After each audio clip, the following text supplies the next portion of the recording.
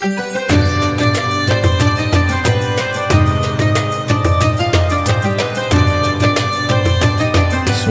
alhamdulillah, salatu wassalamu ala rasulillah wa ala alihi wa ashabihi wa mawalah, wa ashhadu an la ilaha illallah wahdahu la syarikalah, wa ashhadu anna muhammadan abduhu wa rasuluhu alladzi la nabiyya wa la rasula ba'dah.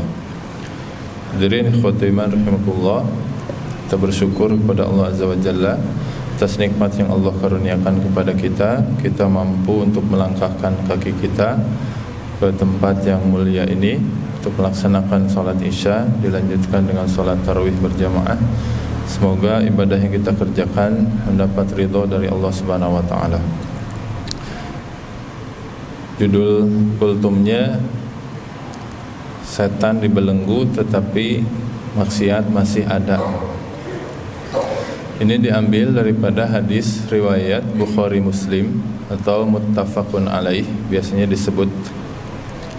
disebutkan bahwa Rasulullah SAW mengatakan, idza jaa Ramadan futtihat abwabul jannah wa ghulliqat abwabun nar wa sufidatis syayatin.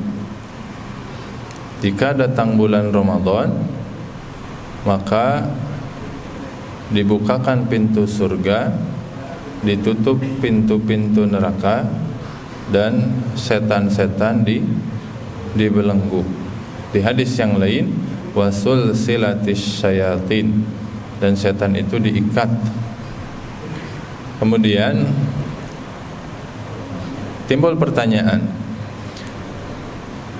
di dalam bulan Ramadan kita masih bisa melihat orang yang maksiat. Orang di dalam bulan Ramadan tidak semuanya jujur, masih ada yang bohong. Bahkan orang di dalam bulan Ramadan tidak semuanya saum, ada juga yang mampir ke warteg siang-siang gitu, mampir ke nasi padang siang-siang. Walau alam, apakah dia musafir, apakah dia non-muslim?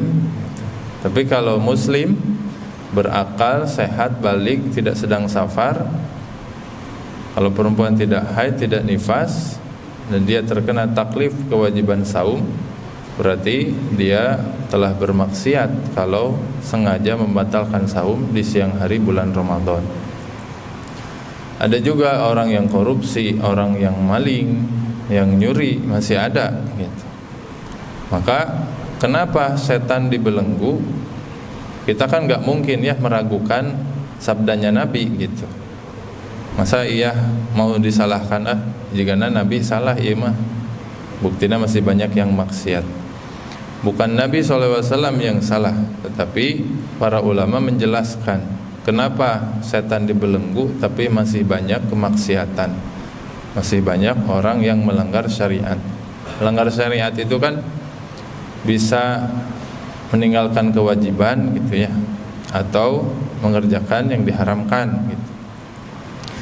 Nah, di antaranya Syekh Khalid Al-Juhani di dalam kitabnya, kitab kecil ya, Al-Mukhtasarul Mufid namanya, fi ahkamis siyam wa adabil id.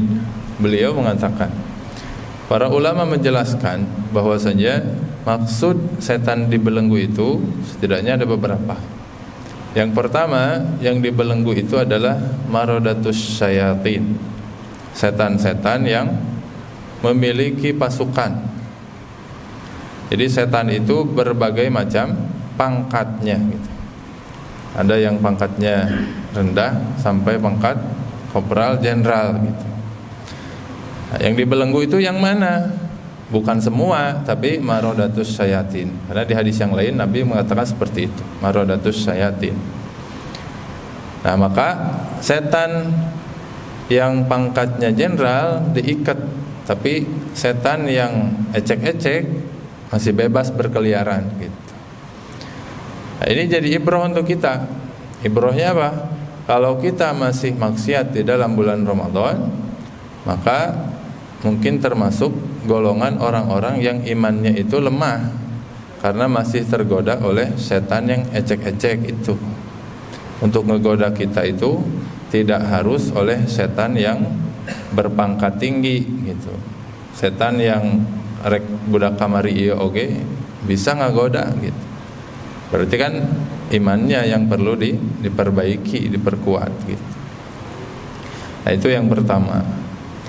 Kemudian yang kedua, Syekh Khalid Al-Juhani juga mengatakan, ada juga di antara para ulama yang mengatakan yang dibelenggu itu adalah setan dari kalangan bangsa jin.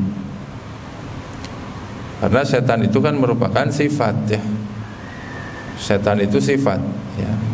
Bisa disifatkan kepada manusia, bisa disifatkan kepada jin.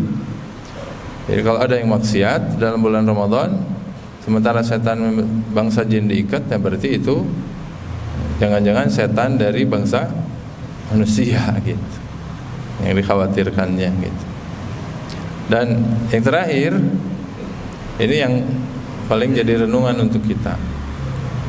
Ada juga ulama yang mengatakan bahwasanya yang diikat itu semua setan, ya, dari kalangan bangsa jin. Mau pangkatnya tinggi, mau pangkatnya rendah, mau udah tua, mau masih bayi, semua setan itu dibelenggu. Ini makin membuat kita bertanya, kenapa masih bisa orang bermaksiat gitu. Nah, beliau menjawab bahwasanya karena maksiat orang tidak harus karena godaan setan. Orang bisa berbuat salah, orang bisa melanggar syariat, bisa bermaksiat, tidak hanya karena godaan setan. Jadi tong sedikit-sedikit nyalahin setan gitu. Ngaji Quran, niatnya sajus, karek 2 lembar, udah nundutan. Kunaon pan nundutan? Setan. Ya. Tengah berang, lapar, mampir ka warteg, batur puasa, ya. Kunaon meuli teu kuatan? Setan ngagoda. Sautak saeutik nyalakeun setan. Padahal setanna keur dicangcang cek setan teh. Saya pun teu miluan gitu. Terus kenapa masih bisa maksiat? Karena orang bisa saja bermaksiat karena dorongan hawa nafsunya. Sehingga di bulan Syawal ya, sampai bulan Sya'ban itu setan itu menggoda gitu. 11 bulan digoda manusia ini, dan ketika Ramadan diikat, maka orang ini sudah terbiasa bermaksiat gitu. Sudah bermaksiat tanpa harus digoda lagi, karena maksiat sudah jadi kebiasaan dia. Maksiat sudah jadi hal yang lumrah untuk dia, sudah nempel dengan jiwanya, sudah otomatis gitu. Makanya kalau di luar Ramadan kita orang yang emosional, orang yang gampang marah, orang yang gampang menyakiti orang lain, di dalam Ramadan ketika setan diikat masih saja seperti itu. Berarti sifat pemarah itu sudah jadi karakter, sudah nempel ke kita gitu. Kenapa? Karena tanpa setan ngagoda pun sudah sifatnya seperti itu. Maka kalau ada hal yang sulit untuk kita tinggalkan meskipun datang bulan Ramadan dan hal itu maksiat maksudnya, maka PR besar untuk kita. Karena maksiat itu bisa jadi sudah mendarah daging, waliyadzubillah. Bisa jadi sudah menjadi karakteristik kita, sehingga tanpa digoda oleh setan pun sudah otomatis maksiat gitu. PR-nya apa? Ya muhasabah, bertobat gitu. Jangan sampai ternyata kemaksiatan itu sudah mendarah daging, sudah menjadi karakter kita, sehingga tanpa digoda oleh setan pun ya sudah otomatis gitu bermaksiat. Nah, itulah yang disebutkan oleh Syekh Khalid Al-Juhani dalam kitabnya. Semoga menjadi ibrah untuk kita ya. Jadi bukan berarti ketika setan diikat itu tidak ada maksiat, karena bisa jadi maksiat itu ditimbulkan juga diantaranya karena dorongan hawa nafsu kita. Makanya Nabi SAW ketika berkhutbah sering mengatakan, wa na'udzu billahi min syururi anfusina wa min sayyiati a'malina gitu. Dan aku berlindung dan kami berlindung kepada Allah dari keburukan jiwa-jiwa kami. Jiwa itu bisa mengantarkan kita kepada keburukan, bisa mendorong kita untuk berbuat maksiat. Bukan hanya dari pihak luar, dari godaan setan, bangsa jin saja, tapi dari godaan kita. Wa min sayyiati a'malina, dari keburukan amal-amal kami. Ya, makanya tidak heran Nabi juga berdoa semacam itu. Apalagi kita, ya. Kalau Rasulullah saja berlindung dari keburukan hawa nafsunya, apalagi kita yang bukan Nabi, ya. Kita manusia di akhir zaman yang setiap detik menemui banyak godaan, banyak ujian, ya. Yang na'udzubillah, semoga Allah melindungi kita dari berbagai macam kesalahan dan kekhilafan. Qulu qouli hadza wa astaghfirullah li wa lakum lisairil mu'minin. Wabillahi taufik. Assalamualaikum warahmatullahi wabarakatuh. Safnya untuk kesempurnaan salat berjamaah.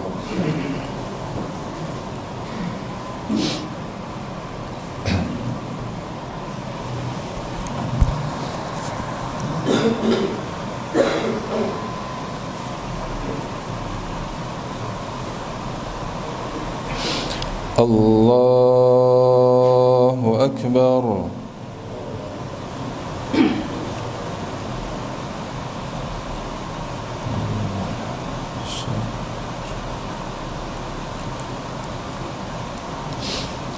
Bismillahirrahmanirrahim.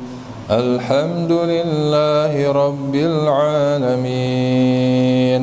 Ar-Rahmanir-Rahim, Maliki yaumiddin.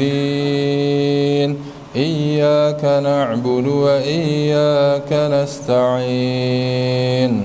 Ihdinas siratal mustaqim. Siratal ladzina an'amta 'alaihim ghairil maghdubi 'alaihim waladdallin.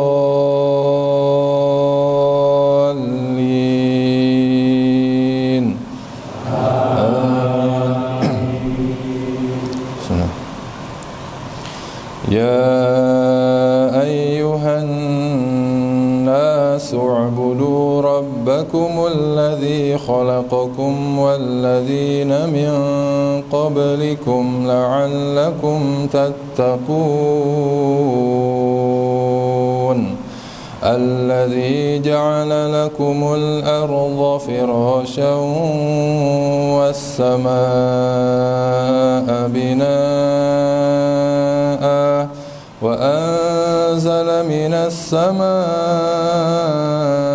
ماء فأخرج به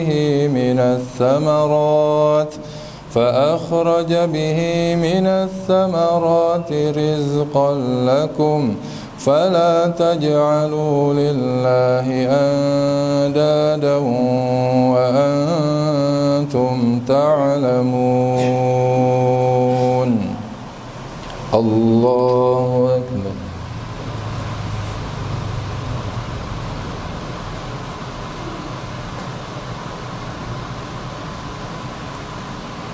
سمع الله لمن حمده. الله أكبر.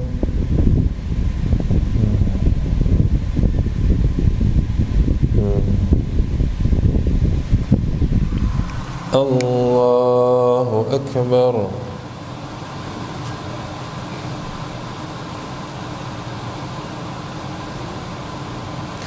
الله أكبر.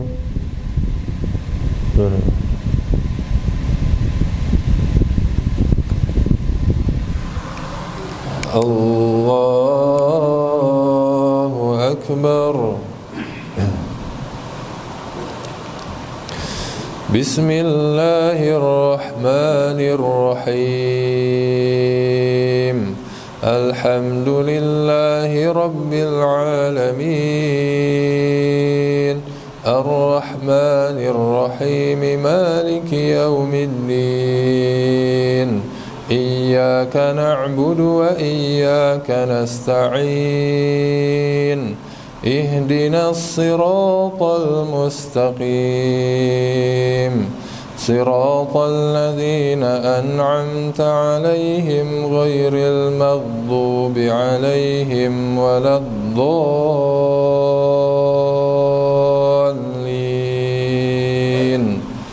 آمين.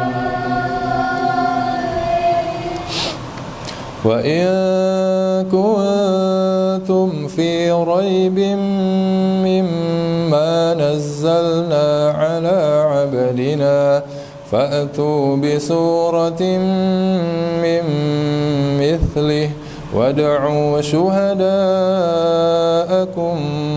من دون الله إن كنتم صادقين فإن لم تفعلوا ولن تفعلوا فاتقوا النار التي وقودها الناس والحجارة أعدت للكافرين. الله أكبر.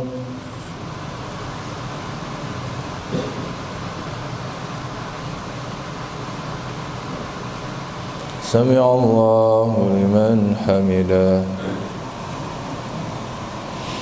الله أكبر.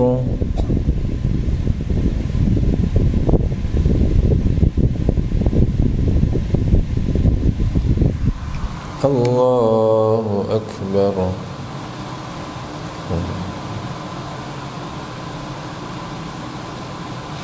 الله أكبر.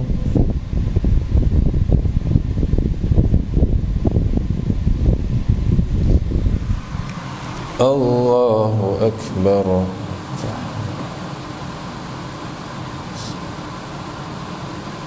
السلام.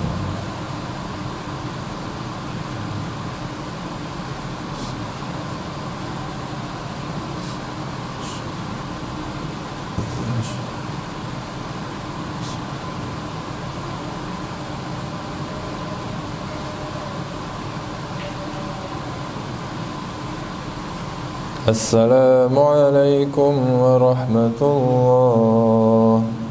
السلام عليكم ورحمة الله.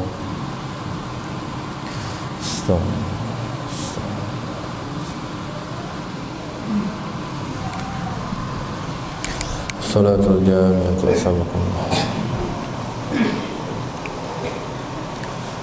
الله أكبر.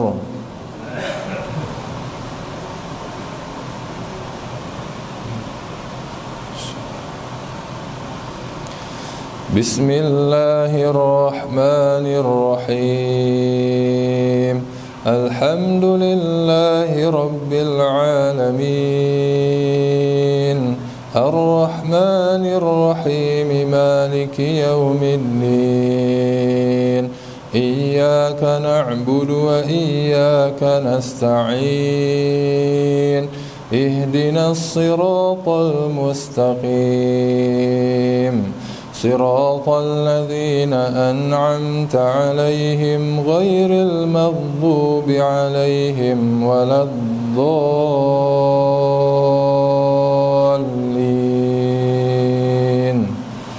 آمين. وبشر الذين آمنوا وعملوا الصالحات أن لهم جنات تجري من تحتها الأنهار كلما رزقوا منها من ثمرة رزقا قالوا هذا الذي رزقنا من قبل وأتوا به متشابها ولهم فيها أزواج مطهرة وهم فيها خالدون. الله أكبر.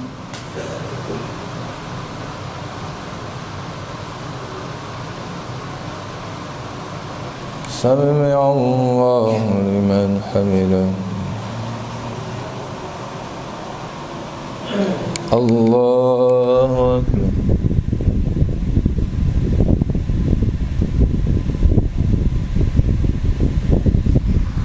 Allahu Akbar.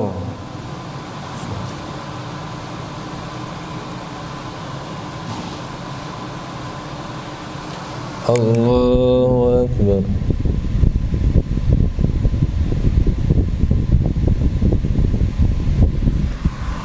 Allahu Akbar. Bismillahirrahmanirrahim. Alhamdulillahi Rabbil Alamin. Ar-Rahmanir-Rahim. Maliki yawmiddin. Iyyaka na'budu wa iyyaka nasta'in. Ihdinas siratal mustaqim. صراط الذين أنعمت عليهم غير المغضوب عليهم ولا الضالين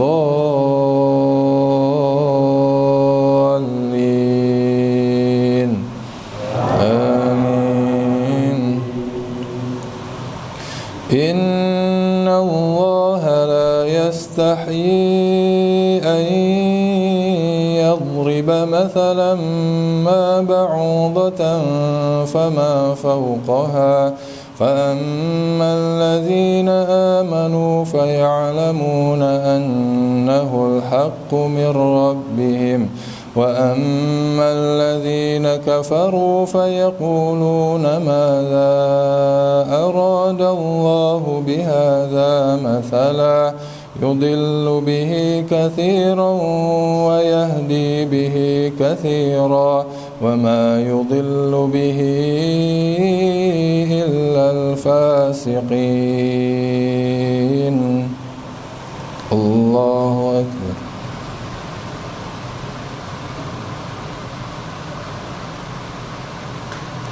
سمع الله لمن حمده.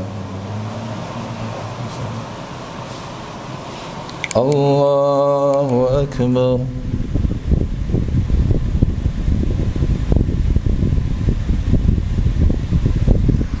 الله أكبر.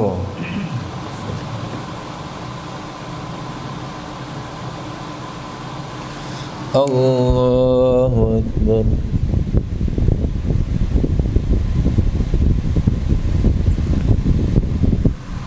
الله أكبر.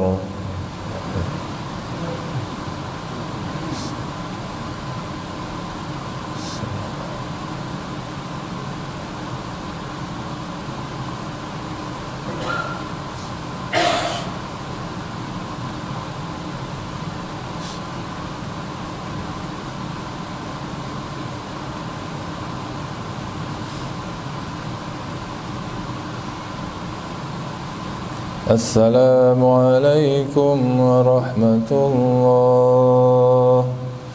السلام عليكم ورحمة الله.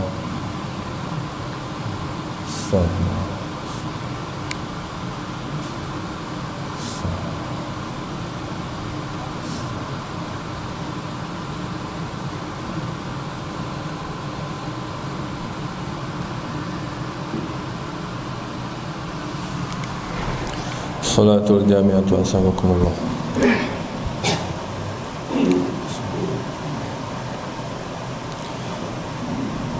Allahu Akbar.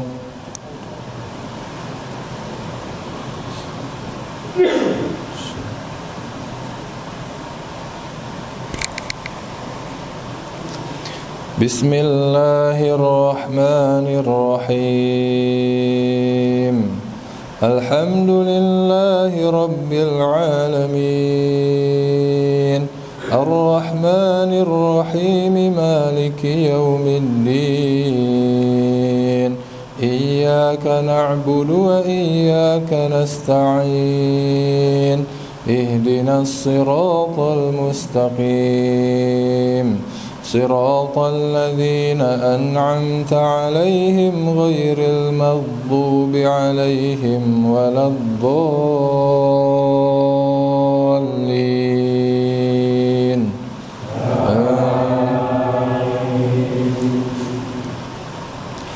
يا أيها الذين آمنوا قوا أنفسكم وأهليكم نارا وقودها الناس والحجارة عليها ملائكة غلاظ شداد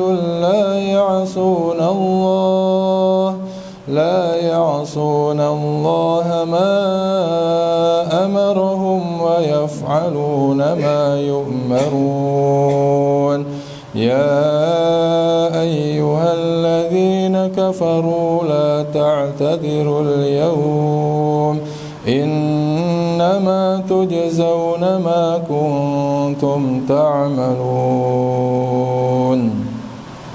الله أكبر.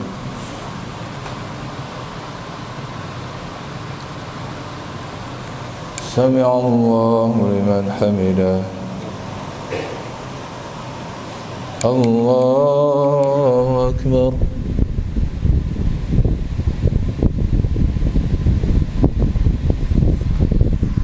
الله أكبر.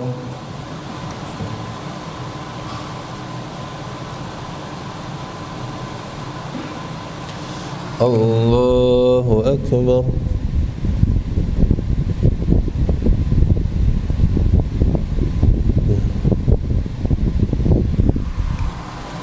الله أكبر. بسم الله الرحمن الرحيم. الحمد لله رب العالمين الرحمن الرحيم مالك يوم الدين إياك نعبد وإياك نستعين اهدنا الصراط المستقيم صراط الذين أنعمت عليهم غير المغضوب عليهم ولا الضالين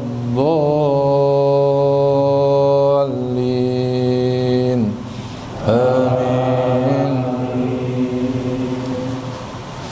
يا أيها الذين آمنوا توبوا إلى الله توبة نصوحا عسى ربكم أن يكفر عنكم سيئاتكم ويدخلكم جنات تجري من تحتها الأنهار يوم لا يخزي الله النبي والذين آمنوا معه نورهم يسعى بين أيديهم وبأيمانهم يقولون ربنا أتمم لنا نورنا واغفر لنا إنك على كل شيء قدير. الله أكبر.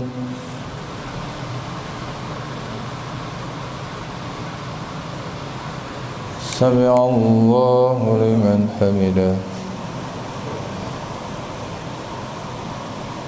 الله أكبر.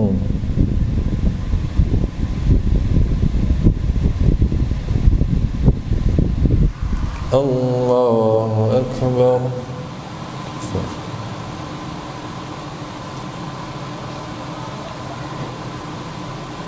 الله أكبر.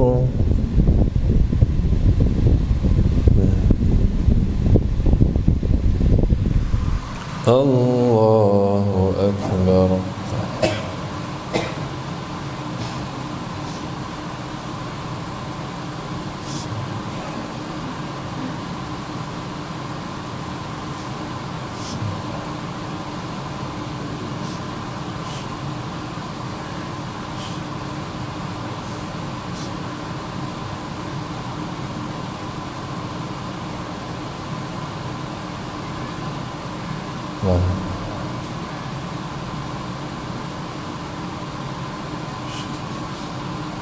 السلام عليكم ورحمة الله.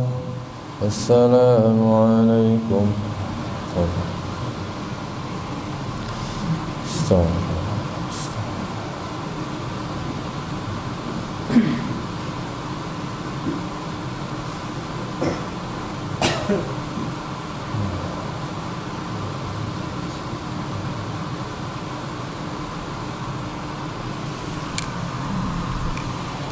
Salatul Jami'ah.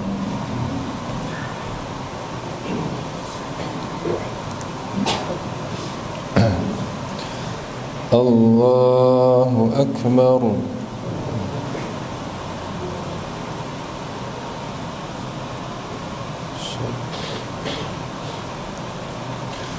Bismillahirrahmanirrahim. Alhamdulillahi Rabbil Alamin.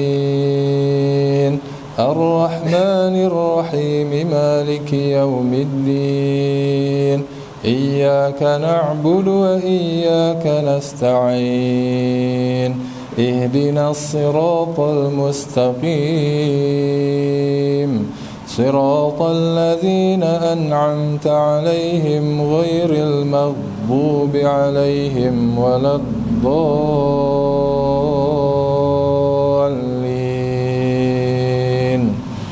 Amin. Ya ayyuhan nabiyyu jahidil kuffara wal munafiqina waghluz 'alaihim wa ma'wahum jahannam wa bi'sal masir. Daraballahu mathalan lilladhina kafaru imra'ata Nuhin wa imra'ata Lut كانتا تحت عبدين من عبادنا صالحين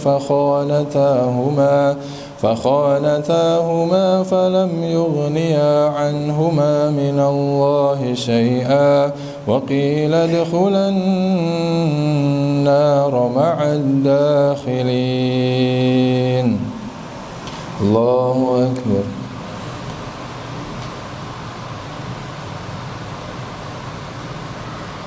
سمع الله لمن حمده.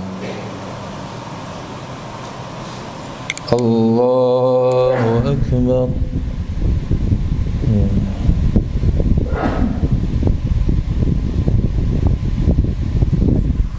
الله أكبر.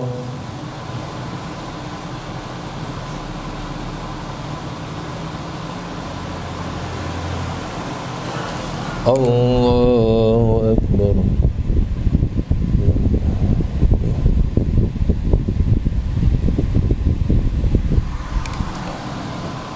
الله أكبر.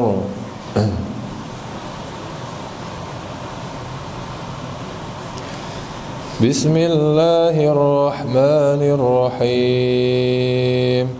الحمد لله رب العالمين. الرحمن الرحيم. مالك يوم الدين. إياك نعبد وإياك نستعين. اهدنا الصراط المستقيم. صراط الذين أنعمت عليهم غير المغضوب عليهم ولا الضالين.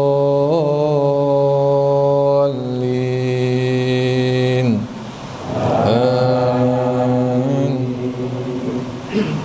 وضرب الله مثلا للذين آمنوا امرأة فرعون إذ قالت رب ابن لي عندك بيتا في الجنة ونجني من فرعون وعمله ونجني من القوم الظالمين. ومريم ابنة عمران التي أحصنت فرجها فنفخنا فيه من روحنا وصدقت بكلمات ربها وكتبه وكانت من القانتين. الله أكبر.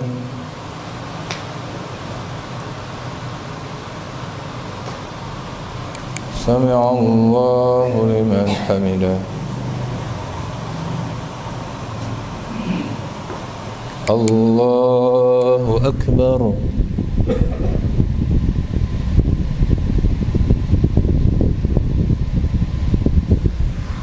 Allahu Akbar.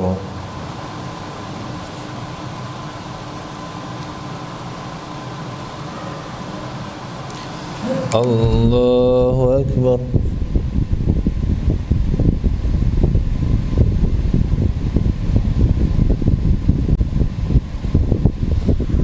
Allahu Akbar.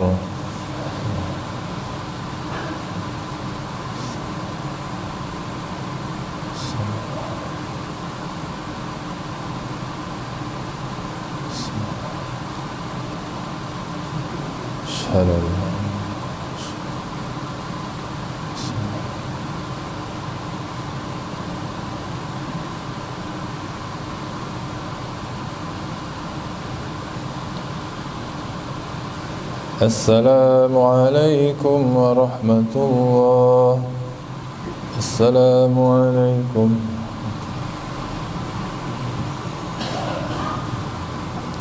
Astagfirullah.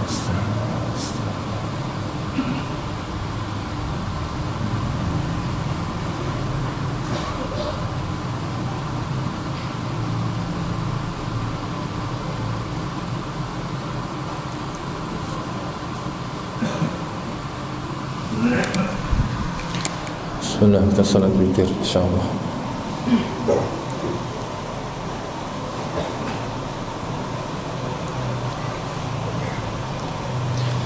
Allahu Akbar.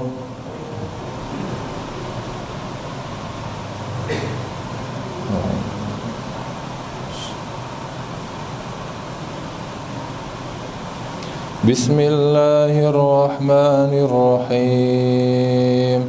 Alhamdulillahi Rabbil Alamin. Ar-Rahmanir Rahim. Maliki Yawmiddin. Iyyaka na'budu wa iyyaka nasta'in. Ihdinas siratal mustaqim.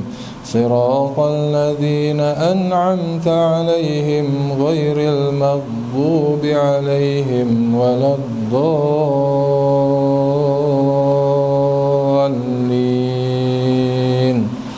Amin.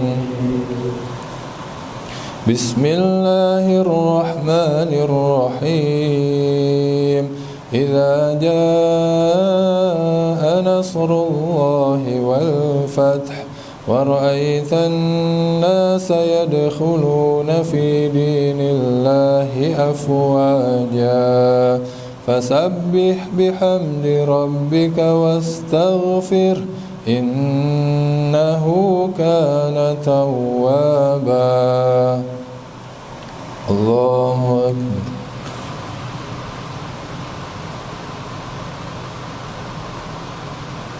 Sami'a Allahu liman hamidah.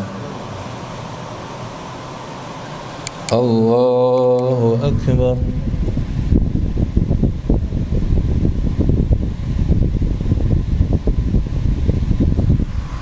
Allahu Akbar.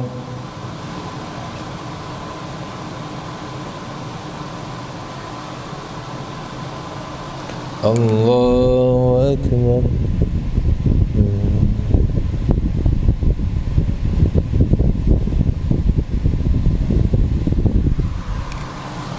Allahu Akbar. Bismillahirrahmanirrahim. Alhamdulillahi Rabbil Alamin. Ar-Rahmanir Rahim. Maliki Yawmiddin. Iyyaka na'budu wa iyyaka nasta'in. Ihdinas siratal mustaqim. Siratal ladzina an'amta 'alaihim ghairil maghdubi 'alaihim waladdallin.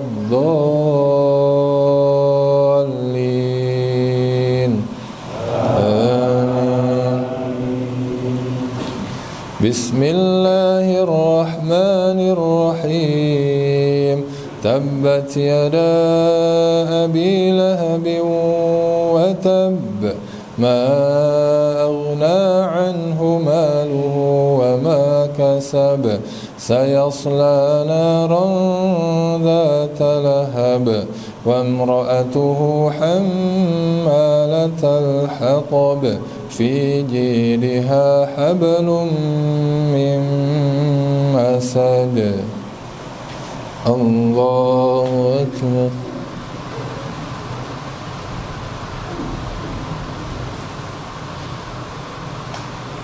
سمع الله لمن حمده الله أكبر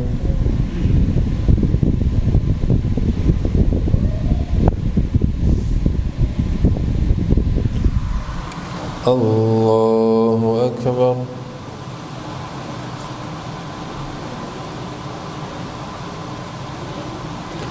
الله أكبر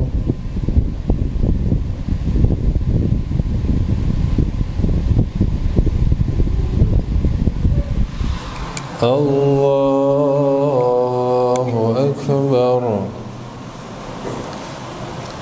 بسم الله الرحمن الرحيم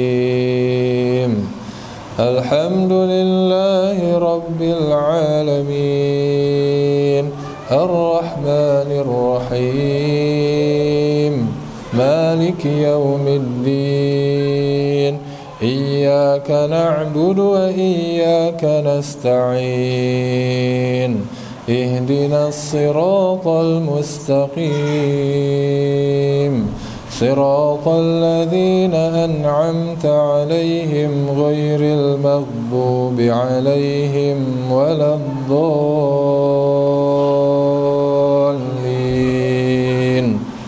آمين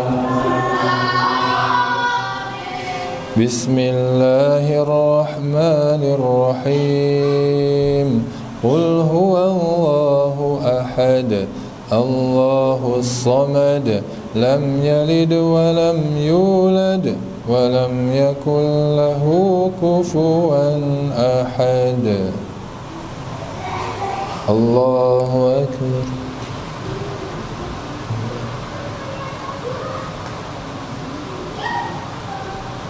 سمع الله لمن حمده الله أكبر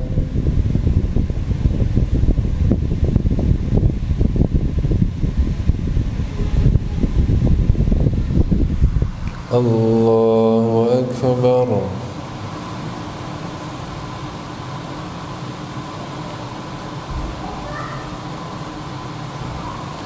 الله أكبر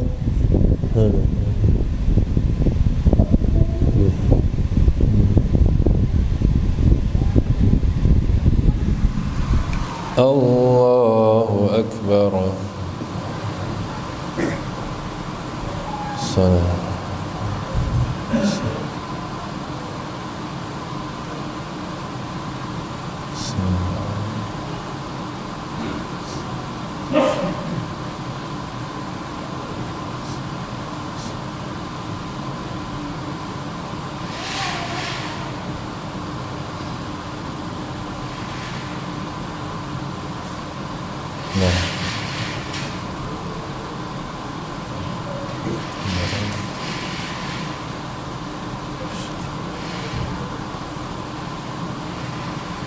السلام عليكم ورحمة الله السلام عليكم ورحمة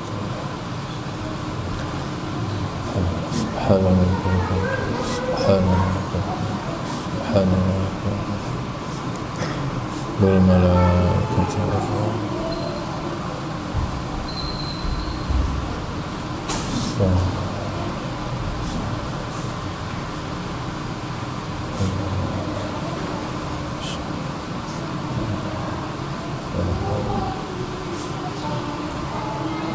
Thank you.